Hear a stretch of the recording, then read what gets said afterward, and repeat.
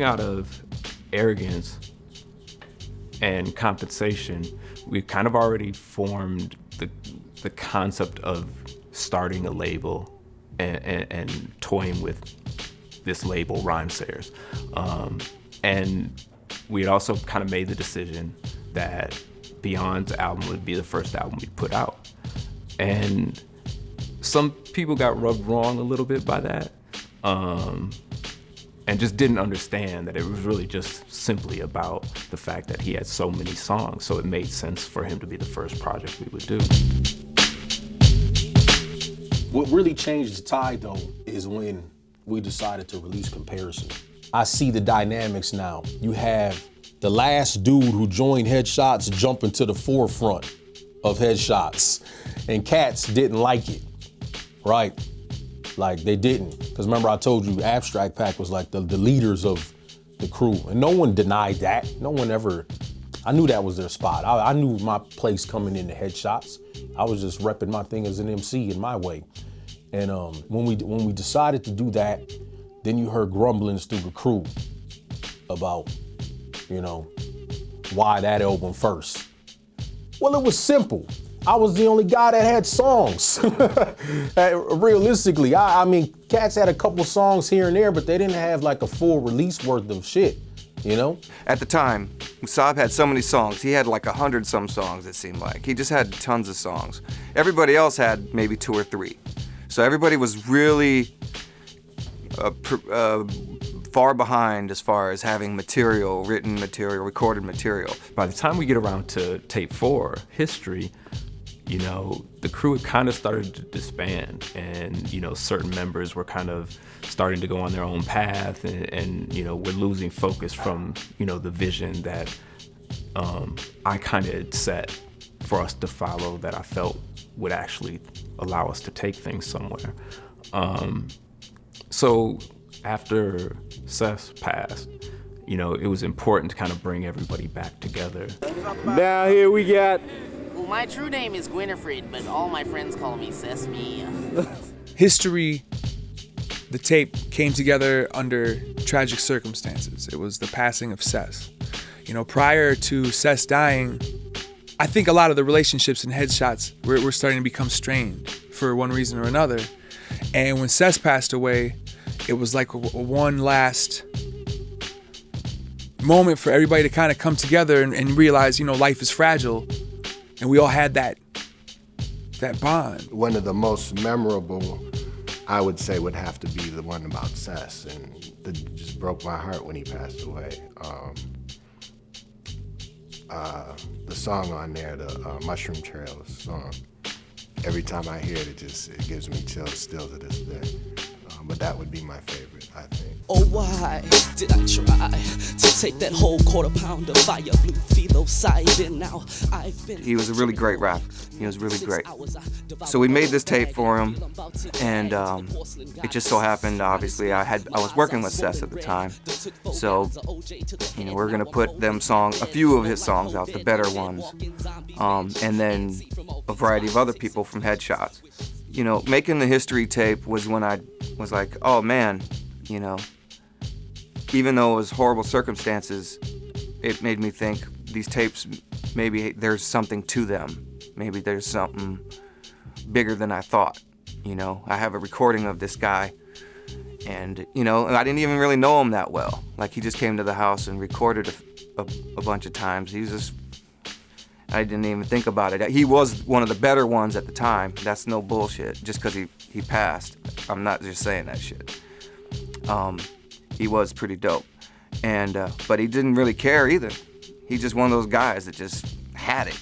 Didn't give a shit. He didn't even take recordings of the stuff he did. He just came over, recorded, and everybody else worried about getting his stuff. My name is Sess. Webster defines me as the rhyming epitome. I'm mentally in a state of paranoia. I'm scared for you, fucking around trying to be a soldier. You read the bass, just like a hunter. Damn, I keep burning from your legal grace. Then again, the race is with my pupils. And have them set it on in. Bagging over it. Laughing hysterically, cause you're scaring me. I'm buried with that light shit. What don't you pick from my kid? They need to be back. No fuck it, let me take that back. The mom deserves reverse portion. Pause versus caution in your eardrums and snare drums and lights on my easel. Please get diesel. We love to eat cheese for lunch. Shit that gives us an early start to make the heart out of your brethren. I'm smothering my ears, make a hot air stop. I don't want my tolerance to make another food drop. Sess was really dope.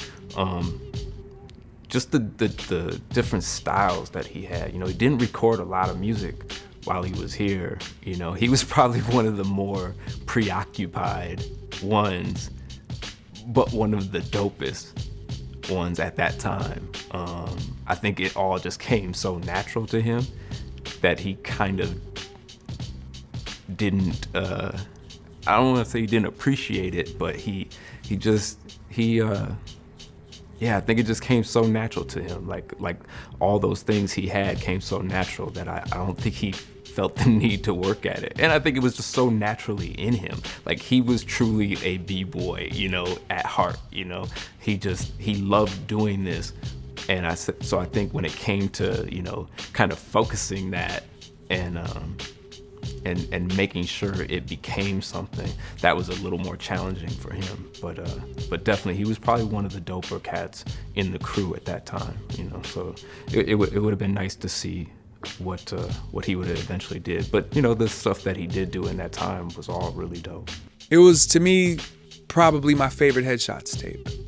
Not necessarily because of the music that was on the tape, as much as what I think the other stuff that got captured on that tape, which, you know, to me was like the growth. You know, there was a lot of personal growth because that tape captured the beginnings of my friendship with Shaka, with Self Devine. But also I feel like it captured, for me, I could see myself starting to grow as an MC and building the confidence to not just be a sidekick MC, which I'd always kind of felt like the sidekick to Spawn for a long time prior to that, you know? How do I feel about being a part of the Rhymesayers family? That's a different story, but in terms of the Headshots, I think if anything, maybe, I don't want to say interloper, because it was created, you know, prior to me being there, but I think it was a situation where they allowed me to be an honorary member, you know, by inviting me in and making sure that I got on stuff. So I couldn't say that I was there from the beginning, but I was part of maybe the soil that created what spawned out of that. You know, so when I came back, it was already created. If it was a van, they opened the door, get in, we jumped in, and we peeled out, you know.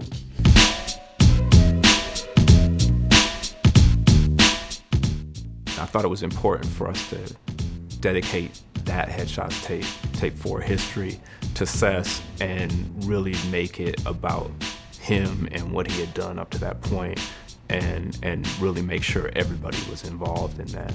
So with that one, you know, you see a little bit more of the entire crew, and then have the, you know, dedications tied into the various songs on it.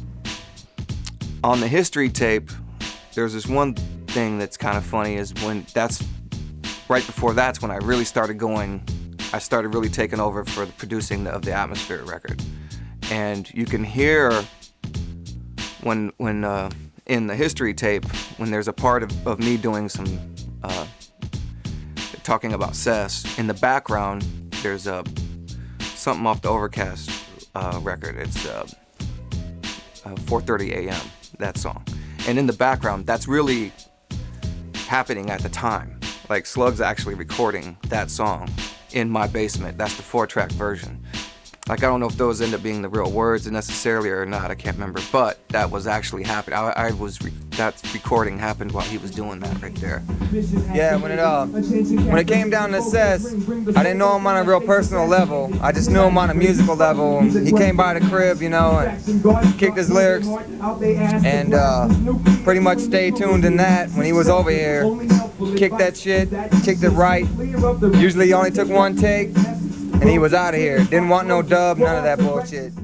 It's just, like I say, unfortunate that all of this had to come together under such tragic circumstances, because I feel like Sess was probably my favorite MC in the cities at the time. Had he been, you know, had he been able to continue on with us, there's no telling what direction that might have went, you know, for better or for worse, but it would have been progressive and it would have been amazing. I know that, you know. So to me, I just, you know,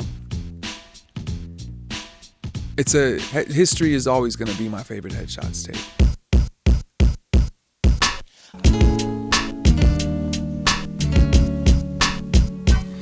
Think of the ways for life before you pick the road you're living, and the plagues in life before you choose on a religion. Best to save your life before it plummets and falls. I say I can, but yo, I won't, because I don't got the balls. I talk.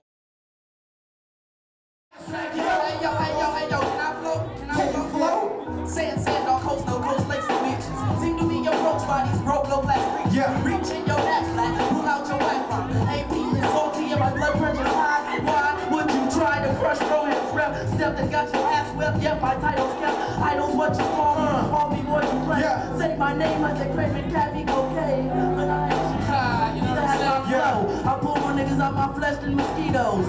In the summer, Minnesota, yeah.